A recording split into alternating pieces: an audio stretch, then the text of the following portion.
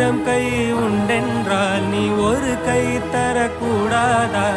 ஈராயிரம் கண் கொண்டாய் உன் ஒரு கண்யனை பாராதா? உன்னில் சரணடைந்தேன் இனி நீ கதியே.